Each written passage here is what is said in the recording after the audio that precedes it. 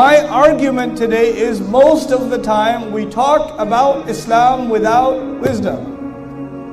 And when we don't use wisdom, instead of bringing people closer to Islam, what do we end up doing? Pushing them further away from Islam. And the way you call people with wisdom, or you call people wisely, is you call people the way the Book of Allah calls people. But we, I would argue, do not use the method identified by the Book of Allah. We have our own methods, and these methods are highly unsuccessful. Actually, they're not even wise. They're very unwise ways of calling people to Islam. So I'm going to give you a small list of how we make that mistake. Not a long list. It's a small list, and I'll go through it quickly. But as I go through it, I want you to think about the khutbahs you have heard, the lectures you have heard, the Islamic discussions that you have been a part of at the dinner table, or conversations you've had about Islam, under any class, any course, anything you've learned, and see if you hear anything that reminds you of what you heard. The first kind of unwise way to call people is we talk about divisions. We talk about this group versus that group. This sheikh versus that sheikh. You know, this school of thought versus that school of thought. You said this, but that sheikh said that. You want to have a battle?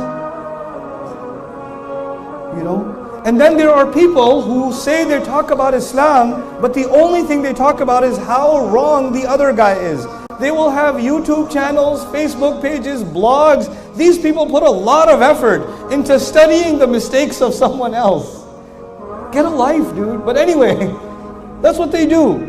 They study, and they say, in this video, in minute number 87, dude, you listen for 87 minutes to wait for a mistake? That's amazing. I am impressed with the level of attention span you have.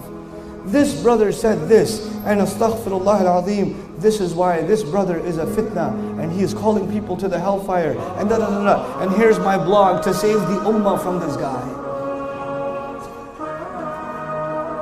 Does this sound familiar to you? People will benefit from someone, you'll be benefiting. I don't have to name any names. I don't care. I don't care. And this is not even about myself, because I honestly don't care.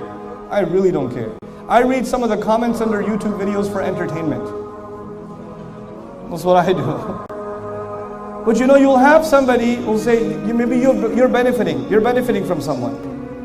Somebody comes to you, yeah, you know, but he's got this mistake, or some people say that he's deviant, or some people say that he's not a good scholar, or some people... Have you heard these conversations? Where do you get this some people business from? As we have this not the sunnah of Rasulullah sallallahu alaihi wasallam, there's the sunnah of the Muslim community now. Anybody who will benefit people, you have to find something wrong with them. And let me guarantee you, I or anybody else who ever grabs a mic, there is something wrong with us, because we're human beings. So if you're gonna look for a mistake, I will guarantee you will find it. Guaranteed, you will find mistakes, because we're human beings. And if yours, he made a mistake. Well, like, yeah, he's a human being. You didn't accomplish anything. But you know what? We call this Amr bil Ma'ruf and Nahi anil Munkar. What is wrong with you? This is not Amr bil anything. This is you have too much free time on your hands and you don't know how to do something positive.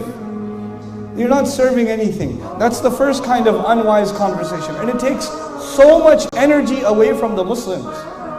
So much of their energy is just spent on this rad of this one versus that one and that one versus this one. Come on.